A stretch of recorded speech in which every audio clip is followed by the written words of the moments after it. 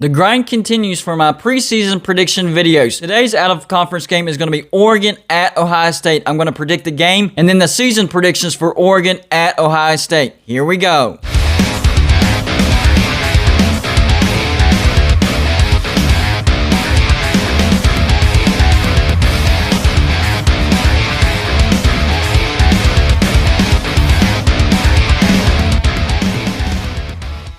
Hey, what's going on, everybody? It's me again, Golden Blue Dude. If you haven't already, go ahead and hit that like and subscribe button. I do college football videos every single day. Don't forget, guys, Golden Blue Dude does have a sponsor. It's called Tri-State Wood Sketch, and you can find them on the internet at www.tristatewoodsketch.com. He does amazing work. He can do any shape or size. All you have to do is send him the picture that you want on there. And if you mention that Golden Blue Dude sent you, he'll take 20% off. Right now, sports YouTubers are doing their season predictions. I had to figure out a way to be just a little different. So what I came up with is predicting some out-of-conference games and then predicting the seasons for the teams in those games. Today's game is going to be Oregon at Ohio State. This is going to be a good one. First, we'll start off with Oregon. Last year, they were 4-3. They finished second in the Pac-12 North, but still somehow finished first in the entire Pac-12. That was a crazy year. Washington actually won the North, but they couldn't make the championship game because of COVID. Oregon went to the championship game and upset USC, so they ended up being Pac-12 champs, even though they didn't win their own division. Let's talk about their offense real quick. Last year, they averaged 31.3 points per game. That's 42nd in the nation. They also produced 412.9 yards per game. The biggest storyline at Oregon right now is quarterback uncertainty. Last year, their starter was Tyler Show. He hit a wall in that Cal game, never recovered. He was benched, and he transferred to Texas Tech. This offense will be looking for an identity this year. But right now, they're leaning towards the RPO system, the run-pass option. The starting quarterback should be quarterback Anthony Brown. In limited action last year, he was 15 for 23 at 65.2%, 164 yards, 2 touchdowns, no interceptions. Dual threat quarterback, 7 carries, 40 yards, 5.7 yards a carry, and 2 touchdowns. But don't forget about 5-star recruit Ty Thompson. He has a shot at the quarterback job as well. Now let's look at the run game. 4 of the 5 offensive linemen are back. That's going to help. They have decent depth at the running back position. Running back CJ Verdell, 65 carries for 285 yards, 4.4 yards a carry, and 3 touchdowns. But the guy I'm keeping my eyes on is running back Travis Dye. 64 carries, 443 yards, 6.9 yards a carry, and 1 touchdown. Ducks do have decent depth at the wide receiver position. Starting with wide receiver Johnny Johnson III. 19 receptions, 267 yards, and 2 touchdowns. Wide receiver Jalen Redd. 25 receptions, 281 yards, and 1 touchdown. Wide receiver Micah Pittman. 8 receptions for 123 yards. Wide receiver Devon Williams. 15 receptions, 286 yards, and 2 touchdowns. Wide receiver Dante Thornton.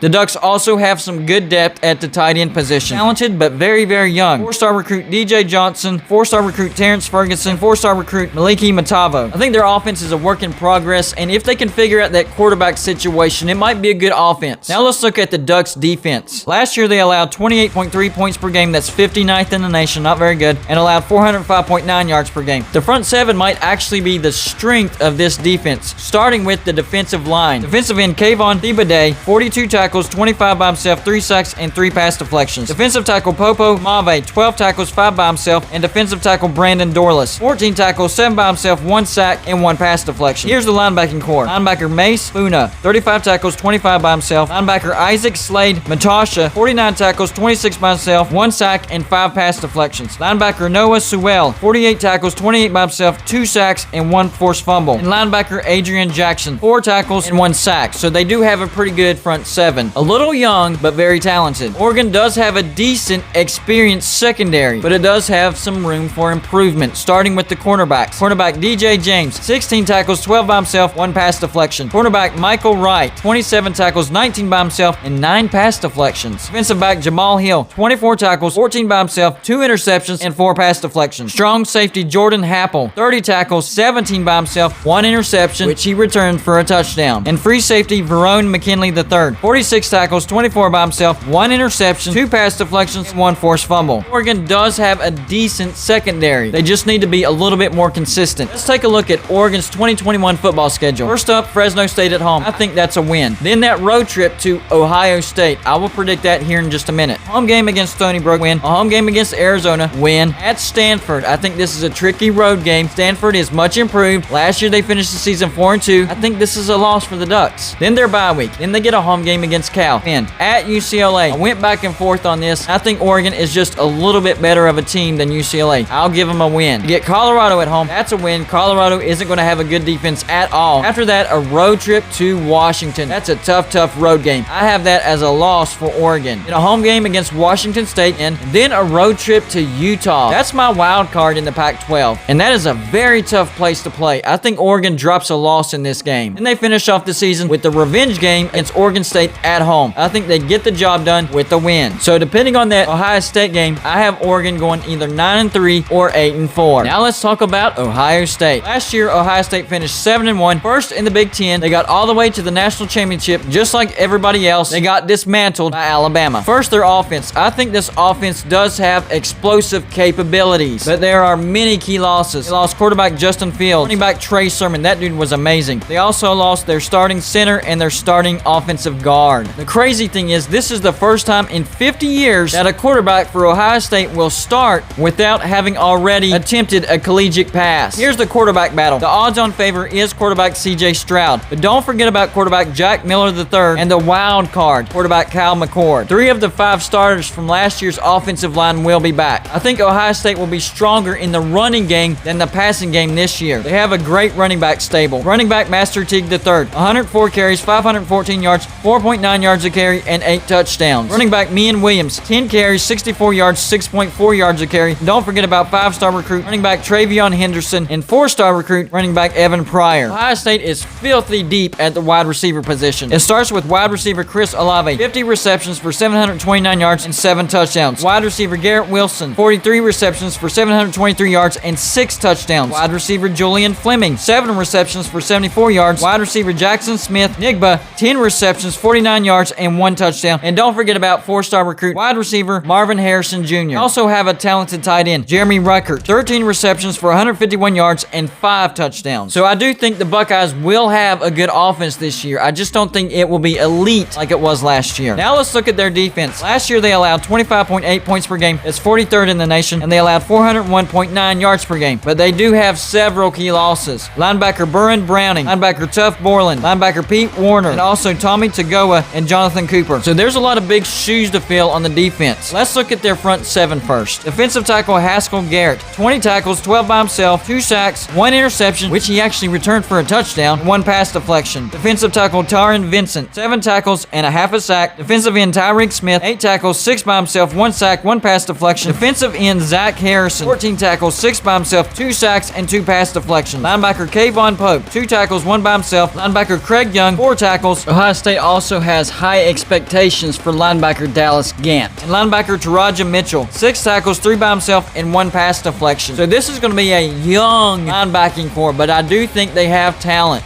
The secondary for Ohio State will be the strength of this defense. They are very experienced, and they're actually looking for redemption from last year. They didn't quite play up to expectations. They were good, but not quite as good as everybody expected. Ohio State's defense will be led by the wily veteran Sevyn Banks. Last year, he had 23 tackles, 19 by himself, 6 pass deflections, and 1 scoop and score. Quarterback Cameron Brown, 1 tackle, very talented though. Now the safeties. Safety Josh Proctor, 20 tackles, 16 by himself, 1 interception, and 1 pass deflection. Safety Marcus Williamson, 27 tackles, 20 by himself, and 2 pass deflections. So the biggest question for Ohio State on the defense is that front 7, specifically the linebackers. They are talented, but very inexperienced. Here's a look at Ohio State's 2021 football schedule. First up, a road trip to Minnesota. That's not a gimme win. Quarterback from Minnesota, Tanner Morgan, he's looking for redemption. So don't count that as an automatic win. But for this video, I'm going to say that's a win for Ohio State. After that, a home game against Oregon. I'll predict that here in just a second. After that, a home game against Tulsa. That's not a gimme, but I'm going to lean towards Ohio State. That's a win. Home game against Akron. Win. At Rutgers. Win. Maryland. Win. Then they get their bye week. After the bye week, a road trip to Indiana. Who would have thought a road trip in football to Indiana would be tough? But it is going to be tough. And I'm going to say Indiana gets revenge and upsets Ohio State. That's a loss for Ohio State. After that, a home game against Penn State. Man, that's 50-50 as well, because I think Penn State has a big bounce back year this year. And they're going to have a good running game, so they could actually exploit that front 7. After that, a road trip to Nebraska. That's a win. A home game against Purdue. That's a win. A home game against Michigan State. That's a win. And then a road trip to Michigan. And I know for the past 5-6 years, Ohio State has been circling that game as an automatic win. I don't think think that's the case this year. Michigan restructured Jim Harbaugh's contract, trying to light a fire up under his rear end. So he's going to be coaching for his job this year. That's not going to be an automatic win. It is on the road. It is at the end of the season. That could end up being a loss for Ohio State. I think that's going to be a good game. Overall, I have Ohio State going 10-2, still winning the Big Ten East, probably going to play Wisconsin in the Big Ten Championship, and Wisconsin will be the one trying to get into the playoffs instead of Ohio State. Now time for the Oregon at Ohio State game. I think overall, this is going to be a good game. I just think towards the end, Ohio State will be able to pull away with that explosive offense. I know Oregon's going to have a good running game, and Ohio State's front seven is inexperienced, but they have a lot of talent. So I think they'll be able to keep them in check with that running game. This game is at the Shoe, so home field advantage favors Ohio State majorly. That will make a difference. I think the secondary for Ohio State will be able to shut down whoever the quarterback for Oregon turns out to be. That will be the deciding factor in this game. So the final score that I have for this game is Ohio State 35, Oregon